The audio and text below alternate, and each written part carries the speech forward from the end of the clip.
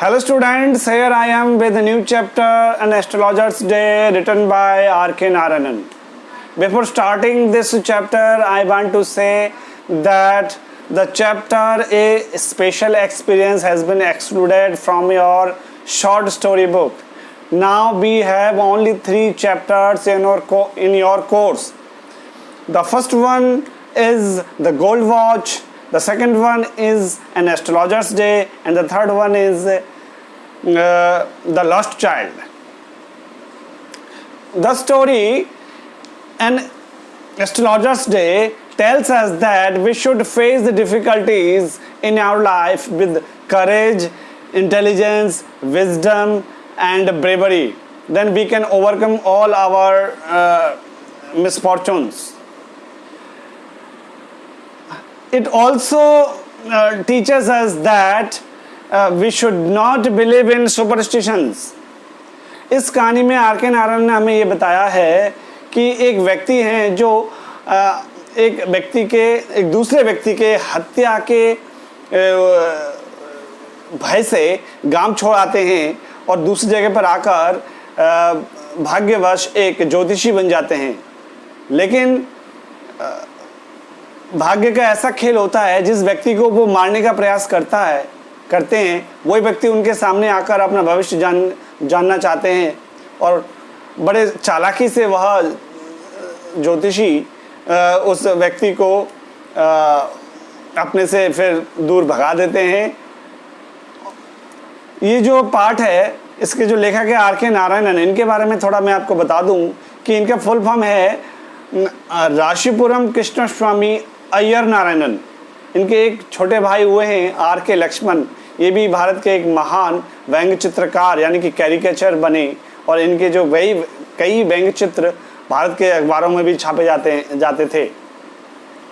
तो आर के Narayanan Indian literature में इन इंग्लिश राइटिंग एक बहुत ही सम्मानित नाम है।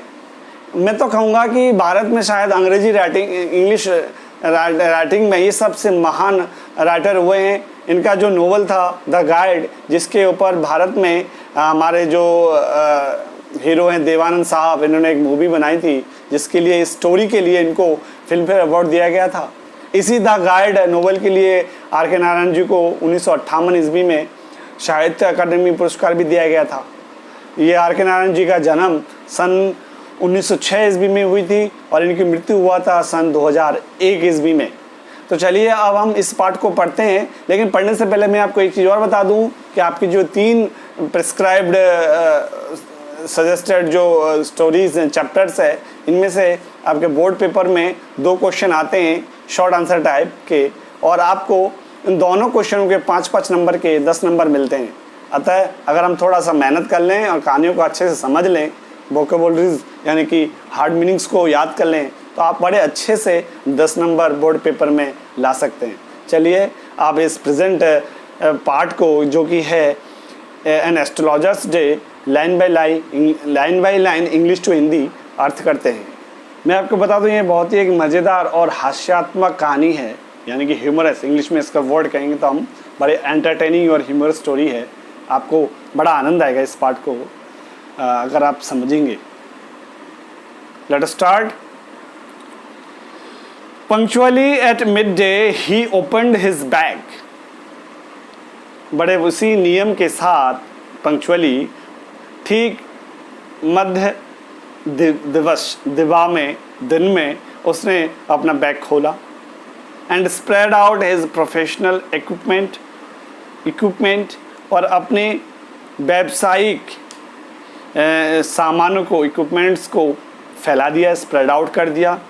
विच कंसिस्टेड ऑफ ए डजन कौड़ी शेल्स, उसके व्यावसायिक सामानों में शामिल था, कंसिस्टेड ऑफ था, क्या था, 1 दर्जन कौड़ी शेल्स, स्क्वायर ऑफ क्लोथ, एक वर्गाकार कपड़ा, with obscure mistake charts on it, और इस कपड़े पर एक ऑब्सक्योर माने अस्पष्ट, रहस्यात्मक, मिस्टिक चार्ट्स था, यानी कि कुछ चित्र आंकड़े टाइप के क्या फिगर बने हुए थे, चार्ट्स थे, जैसे कि ज्योतिषियों के पास होता है, आपने देखा होगा। ए नोटबुक, उसके उसमें एक नोटबुक भी था उसके सामानों में, and a bundle of palmyra writing, और एक बंडल था उसके पास पाल्मायरा राइटिंग का। पाल्मायरा राइटिंग ज्योतिषी से संबंधित लेख हैं। His forehead was resplendent with sacred ash and vermilion. उसका जो मस्तिष्क था वो रेस्प्लेंडेंट था, चमक रहा था। किससे? पवित्र राख से और वर्मिलियन, सिंदूर से। सिंदूर, ठीक है। वर्मिलियन मीन्स क्या होता है?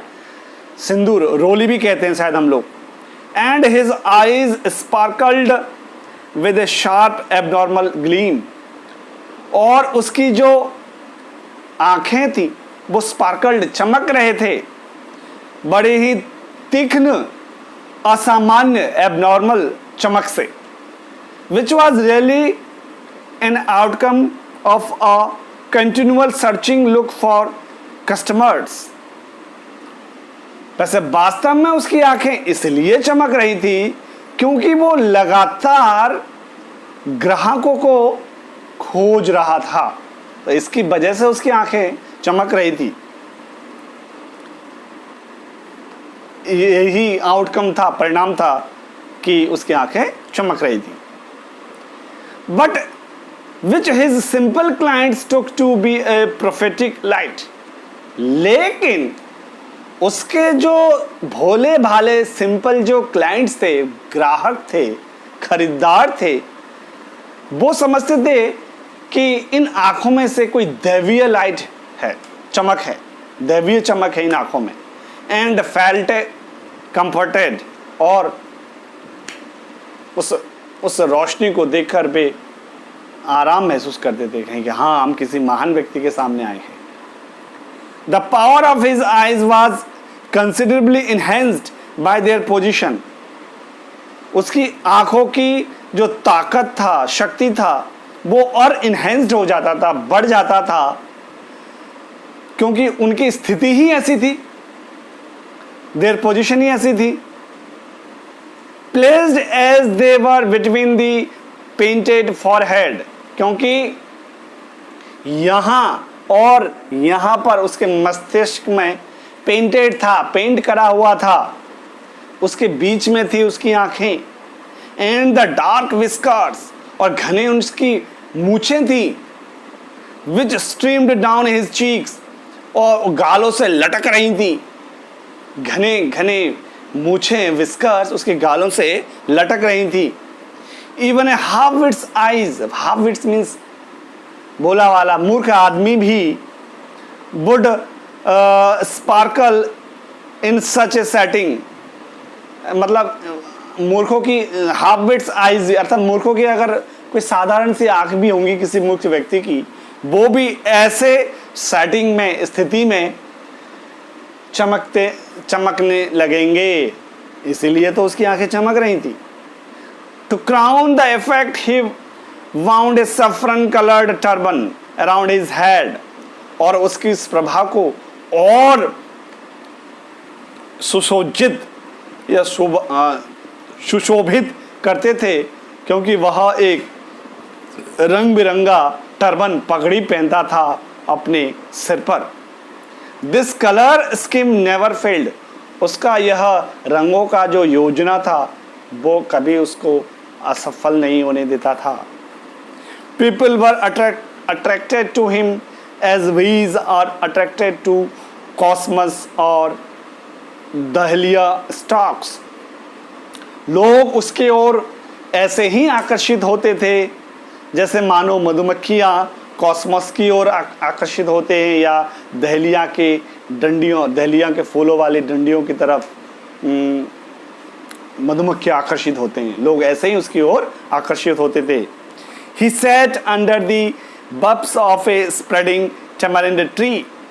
वह एक इमली के पेड़ के फैले हुए डालियों के नीचे बैठता था। Which flanked a path running through the town hall park, और फिर वहां से जाता था, फ्लैंक्ड मीन्स जाता था, एक रास्ता, कहाँ? टाउन हॉल पार्क की तरफ। It was a remarkable place in many ways. उसका यह स्थान कई वजहों से एक शानदार जगह था। A surging crowd was always moving up and down this narrow road. एक उमड़ता हुआ भीड़, सर्जिंग क्राउड हमेशा आता जाता रहता था उस संकरी रास्ते पर। मॉर्निंग टिल नाइट, सुबह से लेकर रात तक। A variety of trades and occupations was represented all along its way. इस रास्ते के किनारे किनारे ए वैरायटी ऑफ ट्रेड्स, भांति भांति प्रकार के व्यापार या फिर ऑक्यूपेशंस, मतलब बिजनेस, दुकान वगैरह प्रतिनिधि करते थे इस रास्ते के किनारे किनारे। जैसे कि मेडिसिन सेलर्स, दवा विक्रेता, sellers of stolen hardware and junk, चोरी किए हुए हार्डवेयर और जंक, यानी कबाड़ों का दुकानदार, विक्रेता, मैजिशियंस, जादूगर, and above all an auctioneer of chief cloth. और इन सबसे ऊपर एक ऑक्शनर, चिल्ला चिल्ला कर बेचने वाला, क्या? कपड़े का दुकान। हु क्रिएटेड एनफ दिन ऑल डे। वह कपड़े वाला पूरे दिन काफी दिन उत्पन्न करता था। दिन मीन्स शोर शराबा उत्पन्न करता था। To attract the whole town, और जिसकी वजह से पूरा शहर ही उस कपड़े वाले की तरफ आकर्षित हो जाता था। Next to him in vociferousness came a vendor of fried ground nut. और ठीक उस कपड़े वाले के बगल में एक शोरगुल करता हुआ, वॉसिफेरसनेस करता हुआ एक वेंडर था, दुकानदार था, जो था भुने हुए मूंगफली वाला। Who gave his wear a fancy name each day। वह मूंगफली वाला अपने सामान को प्रत्येक दिन एक नया काल्पनिक नाम दे देता था। जैसे कि कॉलिंग इट बॉम्बे आइसक्रीम, कभी कहता अपने मूंगफलियों को बॉम्बे का ice cream. And on the next day Delhi almond, अगले दिन कहता अपने मूंगफलियों को दिल्ली का बादाम। And on the third rajas delicacy, तीसरे दिन कहता राजा का एक स्वादिष्ट व्यंजन। And so on and so fourth, इस प्रकार रोज कुछ ना कुछ वह अपने सामान का नाम रखता। And people flocked to him, और लोग उसके चारों ओर इकट्ठा हो जाते। A considerable portion of this crowd dallied before the astrologer too. अतः कंसिडरेबल माने काफी मात्रा में, इस भीड़ का एक भाग, एक पोर्शन, डलीड माने इकट्ठा हो जाता था उस ज्योतिषी के पास भी। The astrologer transacted his business by the light of a flare which crackled and smoked above the groundnut heap nearby। वह ज्योतिषी ट्रांजैक्टेड मीन्स करता था अपने बिजनेस काम को उस रोशनी में जो कि फ्लेयर जलता था, और क्रैकल्ड माने कड़कड़ की आवाज के साथ जलता था, स्मोक माने धुआं भी निकालता था। कहां पर? उस मूंगफली वाले के पास से, मूंगफलियों में से, जो कि उसके बगल में ही बैठता था। Half the enchantment of the place was due to the fact that it did not have the benefit of municipal lighting। उस जगह का आधा आकर्षण, enchantment, तो इस वजह से था, इस तथ्य के कारण था कि वहां पर म्यूनिसिपल यानी कि नगर पालिका का रोशनी तो था ही नहीं। अगर स्पष्ट प्रकाश नहीं होगा तो आपको सारी चीज़ें स्पष्ट दिखाई भी नहीं देंगी, और ये सूटेबल होता था उस एस्ट्रोलॉजर के लिए। The place lit up by shop lights, वह जगह प्रकाशित होता था, लिटअप होता था दुकानों की रोशनियों से। 1 or 2 had hissing gas lights, एक या दो के पास हिस हिस की आवाज़ करने वाले जो गैस लाइट होते थे ना पुराने ज़माने में, वो लाइट था। Some had naked flare struck on poles, कुछों के पास मशाल जैसे यानी कि डंडों पर जो मशाल टाइप के रोशनी होता था वो था।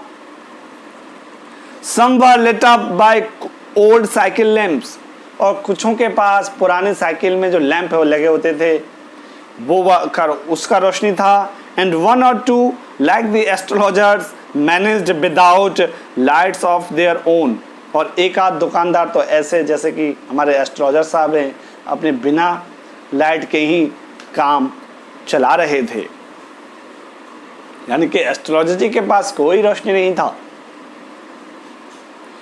It was a bewildering crisscross of light rays. यह एक bewildering माने क्या कहेंगे आप, बुद्धि काम ना करे ऐसा स्थिति। bewildering crisscross of light rays, रोशनियों के किरणों का टकराव था, यानी कटाव था वहां पर। चारों तरफ से रोशनियां काट रहे थे, दुकानों से जो आ रहे थे, crisscross एंड मूविंग शेडोज, और अतः हिलते हुए वहां पर छायाएं भी बन रहे थे। This suited the astrologer very well, यह स्थिति एस्ट्रोलॉजर को बहुत ही सूट कर रहा था, यानी कि क्या कहेंगे, बहुत ही अच्छा, मतलब सूट कर रहा था उनको, यानी कि उनको फायदा पहुंचा रहा था। For the simple reason that he had not in the least intended to be an astrologer, और उसका एक सिंपल कारण ये था कि उसने कभी कम से कम यह था इंटेंशन, इरादा नहीं किया था कि एक एस्ट्रोलॉजर होना है।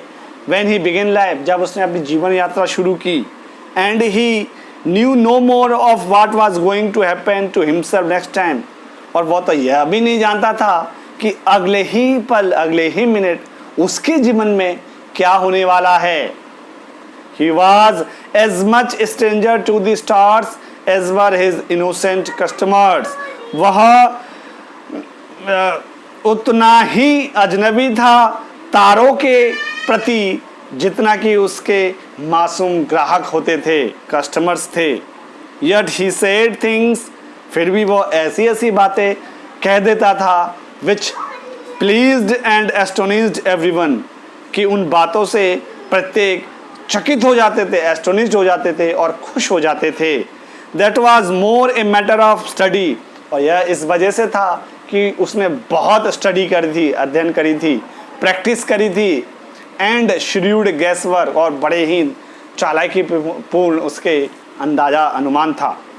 All the same, it was as much an honest man's labor as any other, और फिर भी उसका मेहनत उतना ही ईमानदार पूर्ण था जितना किसी अन्य मजदूर का मेहनत होता है। and he deserved the wages he carried home at the end of a day, और दिन के अंत में जो वो वेजेस यानी कि मेहनताना कमाता था उसका वो हकदार था। इसी के साथ हम ये प्रथम पार्ट को ख़त्म करते हैं इस चैप्टर के। नेक्स्ट पार्ट के साथ हम आएंगे नेक्स्ट वीडियो में। Thank you.